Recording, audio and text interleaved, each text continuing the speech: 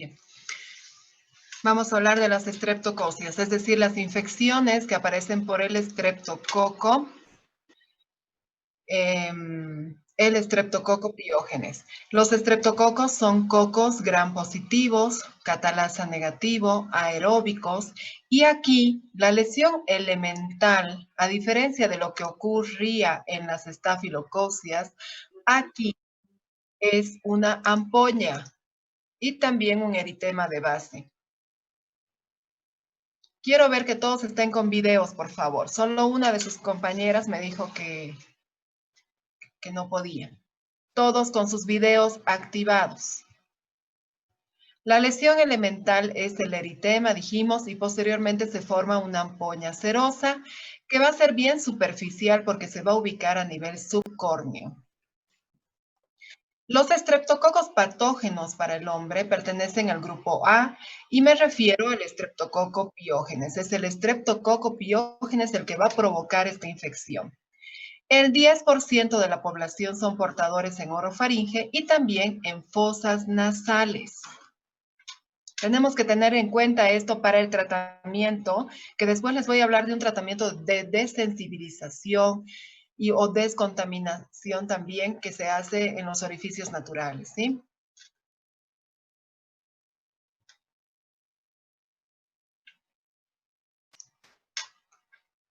Bien, esta estreptococia puede provocar lesiones eritematosas en la piel y aquí tenemos diferentes piodermitis. Fíjense, la celulitis y erisipela, la celulitis necrotizante o fasciitis necrotizante, la linfangitis reticular y troncular y la eritrodermia estreptocócica. Puede dar también lesiones ampollares y aquí hablamos de un impétigo que tiene otro nombre, es el impétigo de Tilbury Fox. Carmen Rosa Cruz, cierre su micrófono, por favor. Hablando de lesiones ulcerosas, vamos a hablar del ectima y en las lesiones erosivas o fisuradas de los intertrigos. Hay otras también dentro de las estreptococias, como ser la vulvovaginitis, la dermatitis perianal y algunas dactilitis. Bien, vamos a hablar de dos piodermitis muy frecuentes de ver, la celulitis y la erisipela. ¿Qué es la celulitis? La celulitis es una inflamación aguda de la piel, del tejido celular subcutáneo e incluso del músculo. Fíjense que es profunda. La erisipela compromete a la dermis y al tejido celular superficial y además es más delimitada. La erisipela es una inflamación bien delimitada que tiene un inicio agudo que se inicia en menos de 24 horas, ya vemos las lesiones en la piel, y además se acompaña de fiebre de más de 38 grados. Generalmente la erisipela es unilateral y en un 98% va a afectar al miembro inferior, a la pierna o al pie, y generalmente se produce porque este germen ha ingresado por vía local. Es decir, por ejemplo, alguna persona que tenía alguna herida en el pie, un intertrigo micótico con humedad, la piel va a tener fisuras y por esas fisuras ingresa el estreptococo piógenes y va a provocar la erisipela. La celulitis es una inflamación más profunda, dijimos que puede llegar incluso hasta el músculo, es más extensa en superficie y sus límites son imprecisos. En cambio, la erisipela es bien delimitado, ustedes van a poder marcar bien los límites de la erisipela. De la celulitis no, porque sus límites son bien imprecisos. Entonces, esas serían las diferencias. También la celulitis va a tener un inicio agudo y el paciente también puede tener fiebre, puede haber un malestar general, ¿no? Entonces, ¿cuáles serían las diferencias entre una erisipela y la celulitis? La erisipela es más profunda, llega hasta, la erisipela es más superficial, está en la dermis y en el tejido celular superficial. En cambio, la celulitis puede llegar hasta el músculo. La erisipela va a tener límites o sus bordes van a estar bien delimitados. En cambio, la celulitis, sus límites son imprecisos. Ambos son agudos y ambos pueden estar acompañados de fiebre.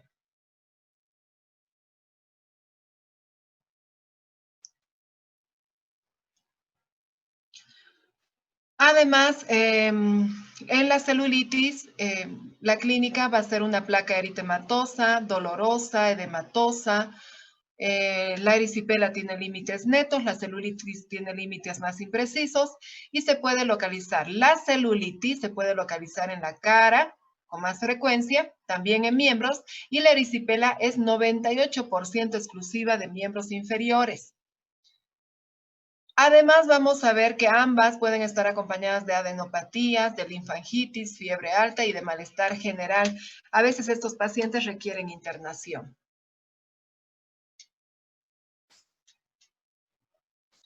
Fíjense, por favor vean la pantalla.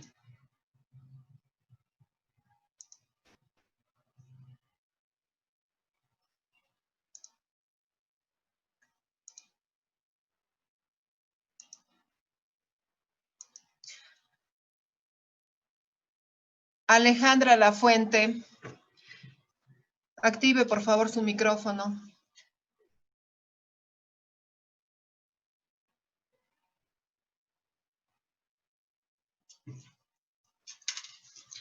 Voy a anotar a los que no me contestan, ¿sí?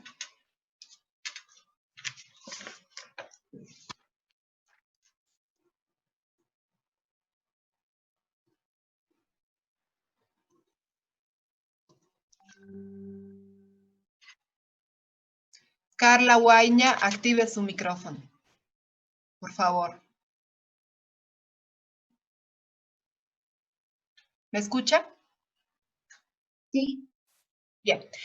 Carla, dígame, hemos hablado de la erisipela y de la celulitis. Fíjese este borde que está bien delimitado. Es una placa eritematosa, seguro al tacto va a estar caliente, dolorosa.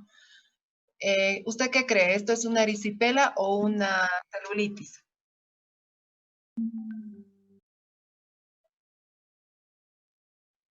Una erisipela.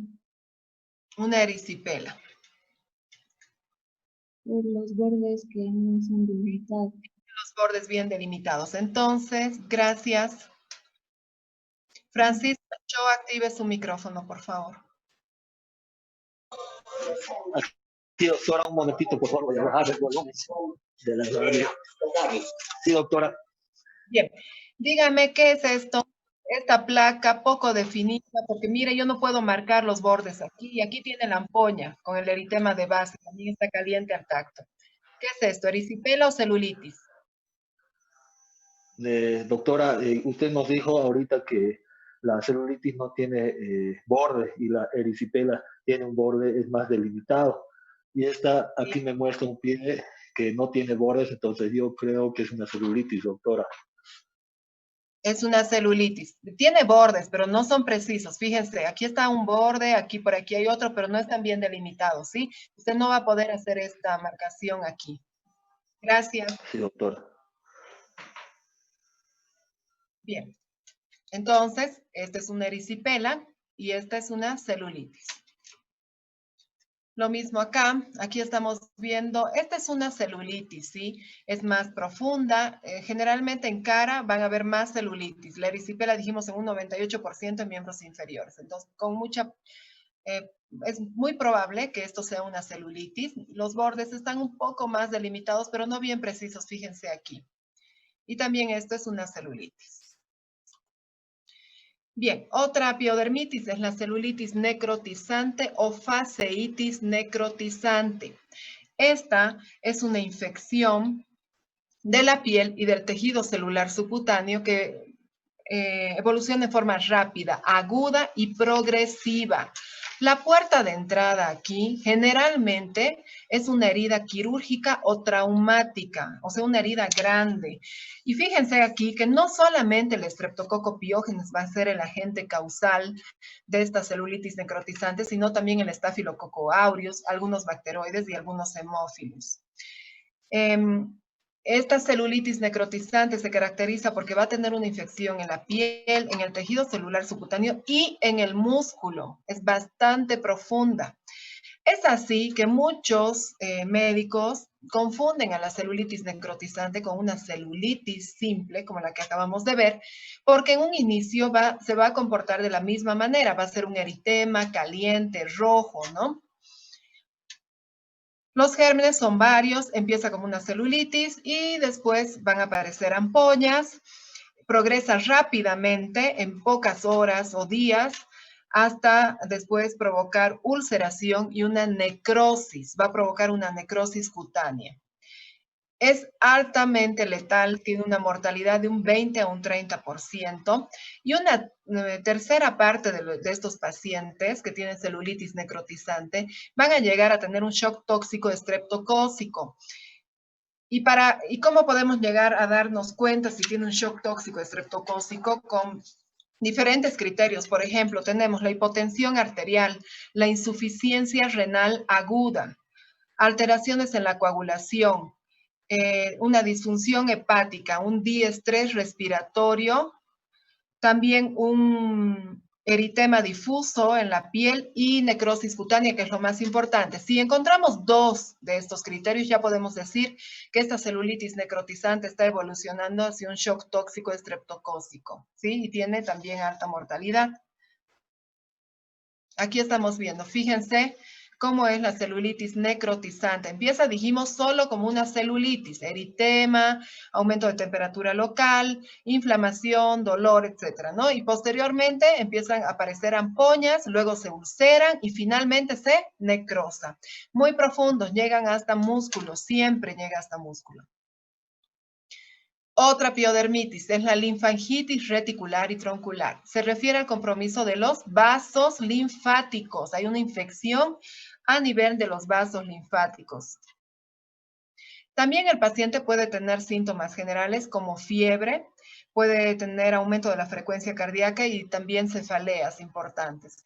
El aspecto clínico de esta linfangitis puede ser reticular en forma de red o troncular. No sé si ven acá, aquí se ve más troncular, ¿no? Una sobreelevación más lineal. Otra piodermitis poco frecuente es la eritrodermia estreptocócica. Este es un síndrome porque es un eritema que va a abarcar una gran superficie corporal. Es un síndrome de evolución subaguda crónica. Empieza con ese eritema difuso en la piel y posteriormente hay edema. Va a haber compromiso del estado general, también de las faneras, va a haber poliadenopatías y fiebre. Y esta eritrodermia, este eritema, además puede terminar siendo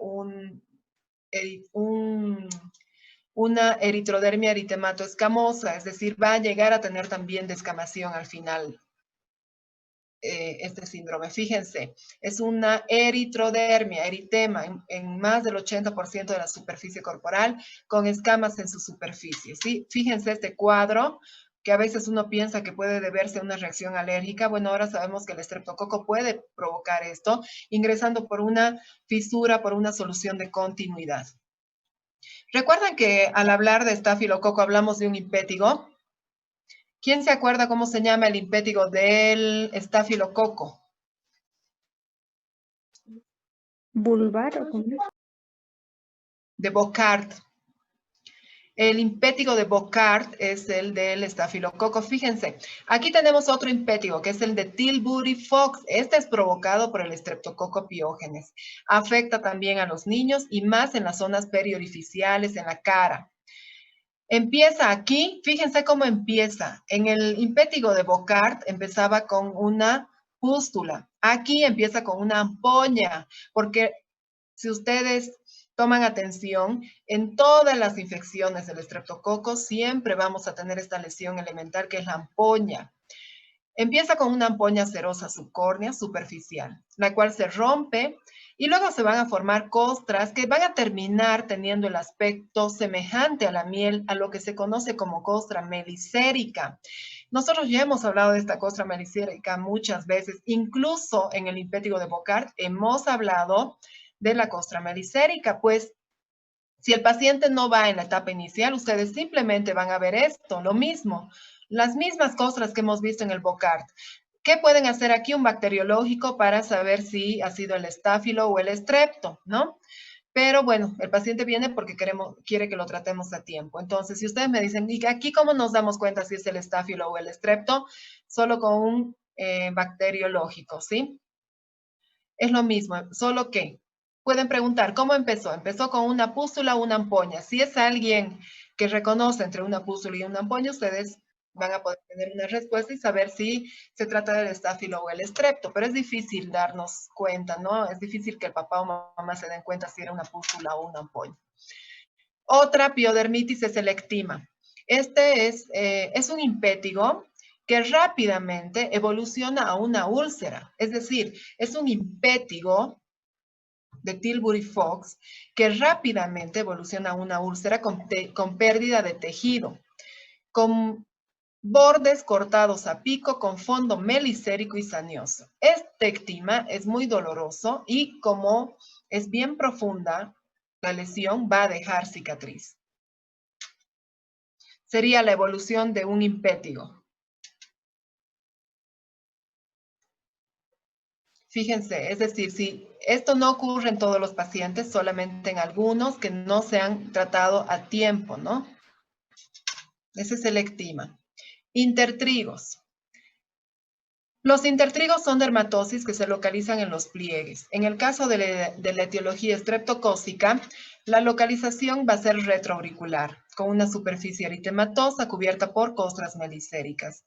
Aquí tenemos dos entidades causadas por el estreptococo. Una, que sería el intertrigo retroauricular detrás de la oreja, y otra, las queilitis angulares, lo que llamamos comúnmente como boqueras.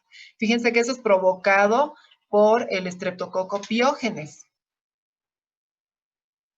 Porque sabemos que hay otro tipo de intertrigos, ¿verdad? Que son interdigitales en los pies. Esos son provocados por dermatofitos, por hongos. Aquí tenemos dos tipos de intertrigos. En pliegues, generalmente retroauricular y en el pliegue de las comisuras. Fíjense estas, que son las queilitis angulares, que aquí que tenemos que dar antibiótico.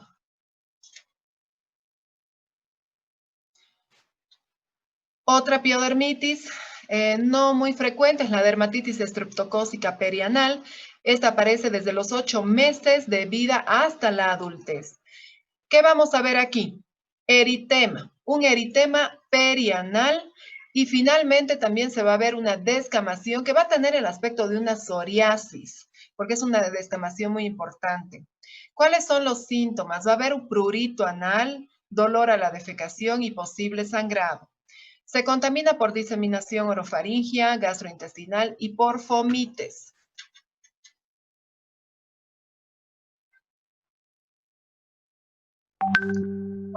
¿Cómo se va a diseminar? Por diseminación orofaringia y gastrointestinal son las más frecuentes. Vamos a ver la clínica. Fíjense, empieza con un eritema y finalmente vamos a ver escamas, ¿sí? Como una psoriasis en la zona perianal. Es muy frecuente en los niños por esa diseminación orofaringia y gastrointestinal. Bien, y ahora hablamos de la escarlatina. La escarlatina es una infección provocada también por el estreptococo, pero es provocado por acción de la toxina eritrogénica y pirogénica de este estreptococo beta hemolítico del grupo A. Es provocado por la toxina, no por acción directa del estrepto. Este exantema lo vamos a ver más en la infancia, en los niños entre los 4 a los 10 años. Estas toxinas productoras de esta escarlatina son de 3 tipos, del tipo A, del tipo B y del tipo C, siendo la más virulenta la del tipo A.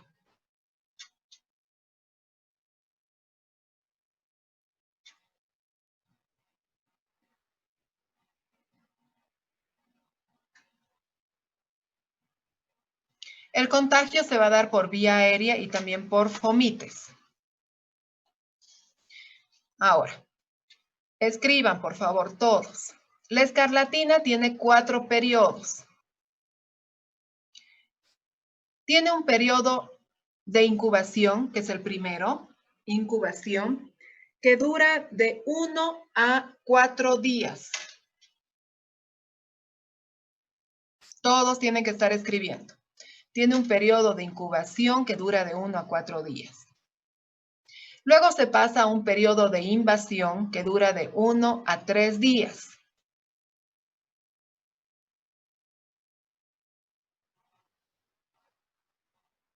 En este periodo de invasión que dura de 1 a 3 días, el paciente va a tener fiebre alta, tos, vómitos, odinofagia, cefalea y dolor abdominal. Repito, en el periodo de invasión que dura 1 a 3 días, el paciente tiene fiebre alta, tos, vómitos, odinofagia, cefalea y dolor abdominal.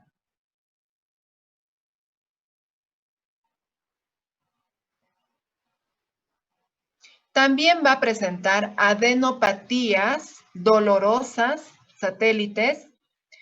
Va a empezar con un exantema en fauces y la lengua ya va a estar saburral, blanca.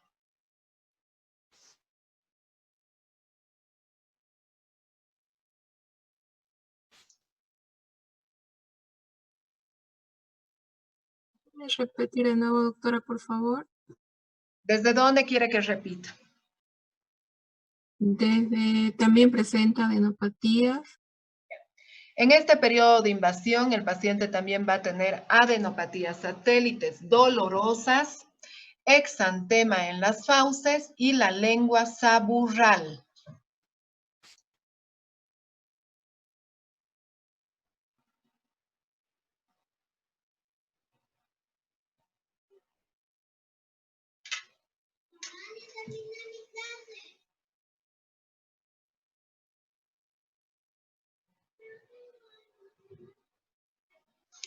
Luego pasamos a un periodo de estado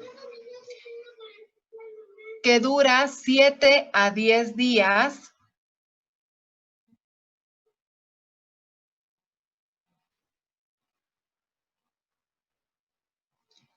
A las 24 a 48 horas de la fiebre, el paciente va a empezar a tener un rash característico escarlatiniforme. Este rash se refiere a micropápulas eritematosas, escarlatiniforme, en el cuello, en la cara, en el tronco.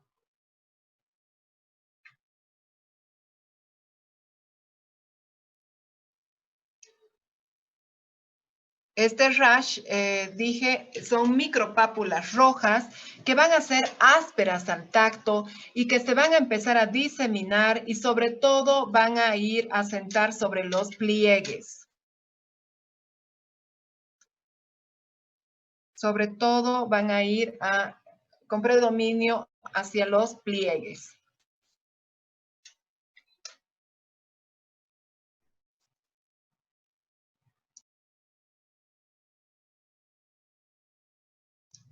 La lengua, después, se va a depapilar en los bordes. Seguimos en el periodo de estado. La lengua se empieza a depapilar en los bordes, dando el aspecto de una doble B.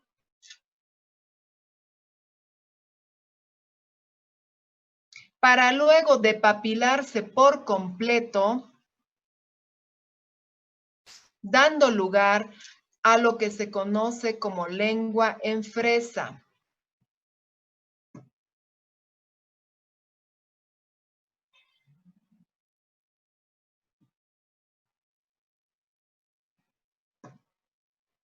En este periodo también el paciente va a tener una palidez centrofacial que se conoce como facies de Fillatow. Ahí tienen el nombre, facies de Fillatow.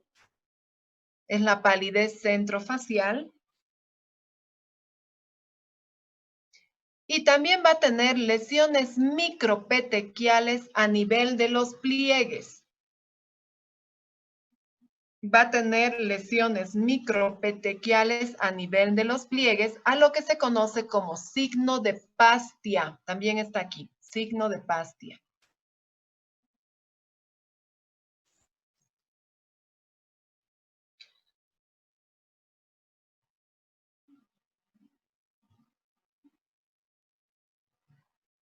Luego pasamos al periodo de descamación, es el cuarto periodo de descamación. Esta descamación va a ser fina en el tronco y en colgajos, en las palmas y en las plantas. Esta descamación va a ser fina en el tronco y va a ser en colgajos, en palmas y plantas. Y este periodo, esta descamación dura 7 días.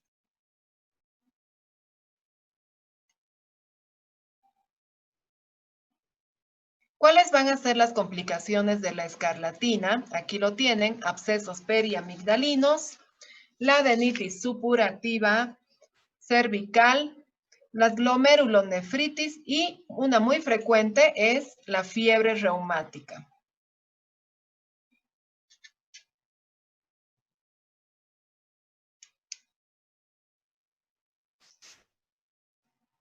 Veamos, por favor, ahora todos vean la pantalla. Esta es la erupción escarlatiniforme, el rash escarlatiniforme, con sus micropápulas eritematosas, que si ustedes lo palpan va a ser áspera al tacto.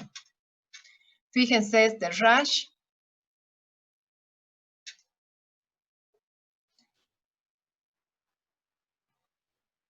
William Colque, su micrófono, por favor.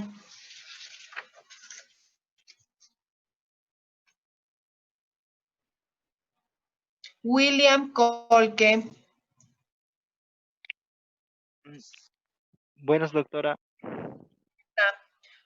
Bien, dígame, ¿cómo se llamaba esta lengua roja?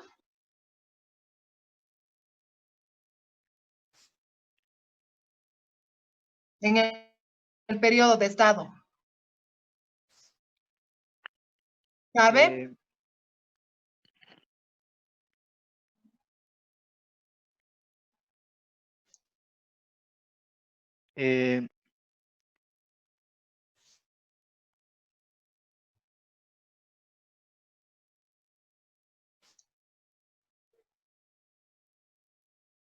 ¿Sabe o no? ¿Recuerda o no? No, doctora. ¿Ha escrito lo que yo les he dictado? Creo que no escribí la patología, solo escribí la parte lengua que se despapila. Ya está bien, ya gracias. Esa lengua que se depapilaba en los bordes en forma de W, como están viendo acá, luego se depapila por completo y se llama lengua en fresa. Fíjese el color. Por eso se llama así, muy roja, ¿sí? Bien.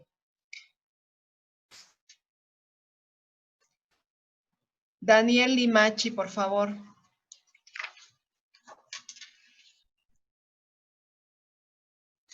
Fíjese, aquí vemos eritema, por acá también hay un poco de eritema y aquí estamos viendo esta coloración. ¿Sabe cómo se llama esto en el periodo de estado?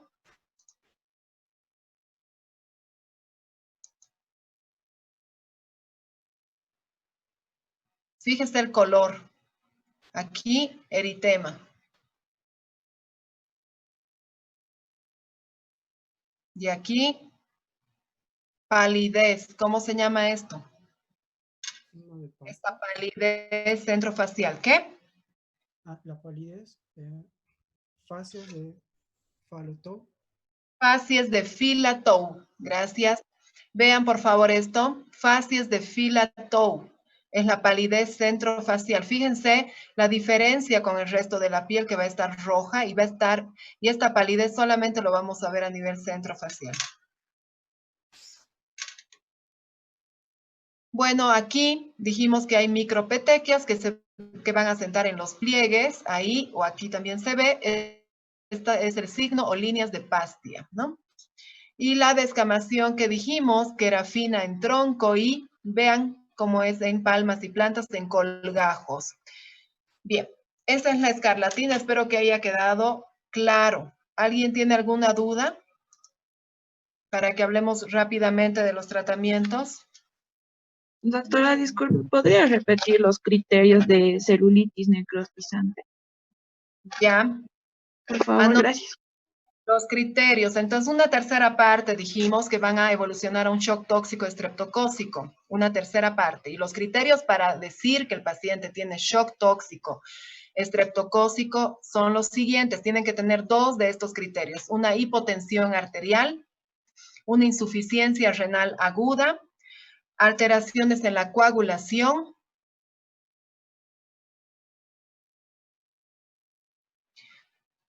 una disfunción hepática, diestrés respiratorio, eritema difuso en la piel y necrosis cutáneas.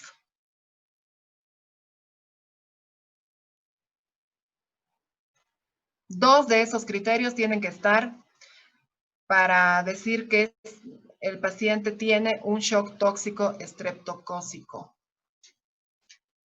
Bien, continuamos con el tratamiento de piodermitis. Hablamos rápidamente, vamos a hablar del tratamiento local.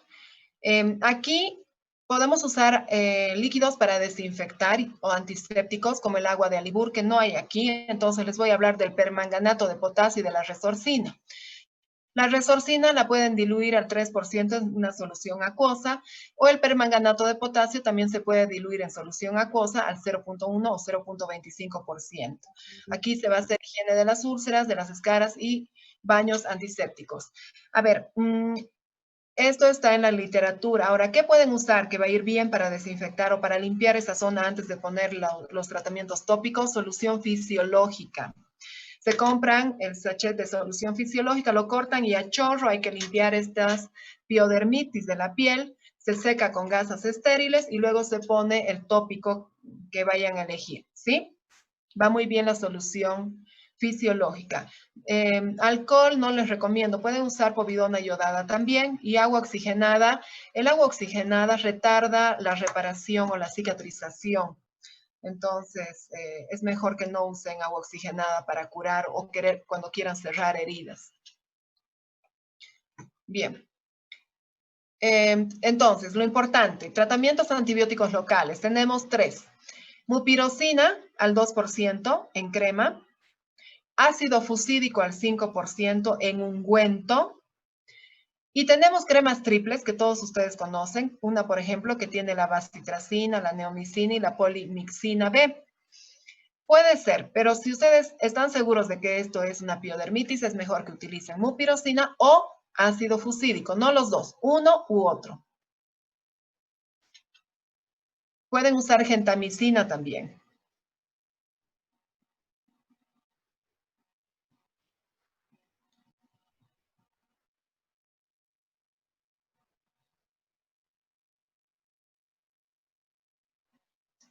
Bien, y aquí creo que ustedes pueden sacar foto de esto, ¿verdad? Con su celular pueden sacar de esto y después ya se pasan porque van a tardar en copiar. Son los antibióticos, es el tratamiento para las estafilocoxias. Aquí tenemos los antibióticos por vía general. Fíjense, los de primera elección son la cefalosporina de primera generación y el que yo uso bastante es la cefalexina. La cefalexina para un adulto le vamos a dar 500 miligramos cada 6 horas por 7 días, hasta 10 días.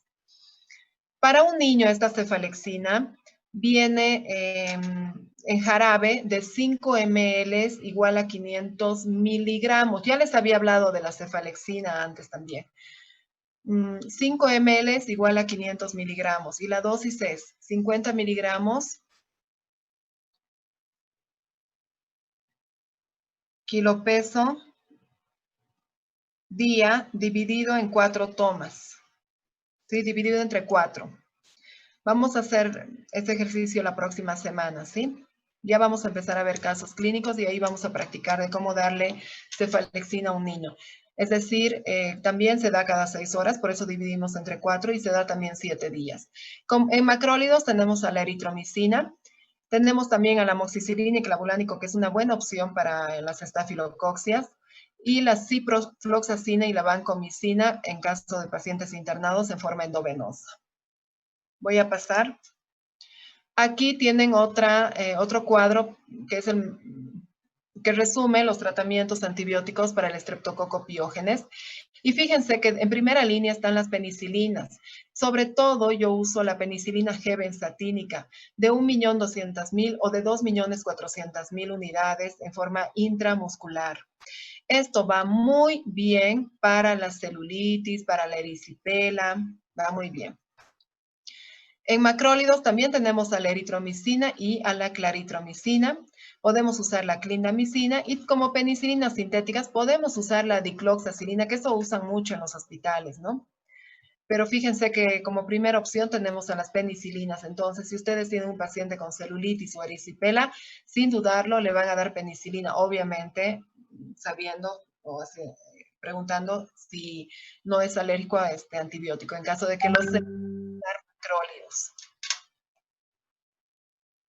Hay piodermitis que necesitan un tratamiento especial, como ser el forúnculo. Creo que ya no tenemos mucho tiempo, he tardado mucho en entrar hoy, van a disculpar.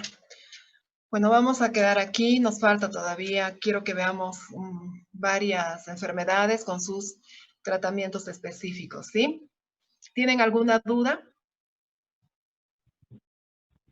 No, doctora. Doctora, mi compañera Alejandra López está con problemas de micro. Doctora, una pregunta.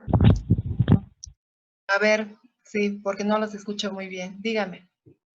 Doctora, ¿me puedes repetir, por favor, lo que dijo del tratamiento con agua oxigenada?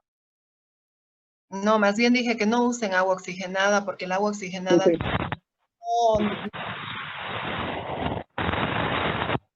mete mucho la herida y cierra con mucha lentitud. Entonces, me que use solución fisiológica o povidona iodada. Por ejemplo, en este forúnculo, pueden limpiarlo solo con solución fisiológica chorro o con povidona iodada, ¿sí? El alcohol también cierra la herida, es muy roja, muy inflamada. Pero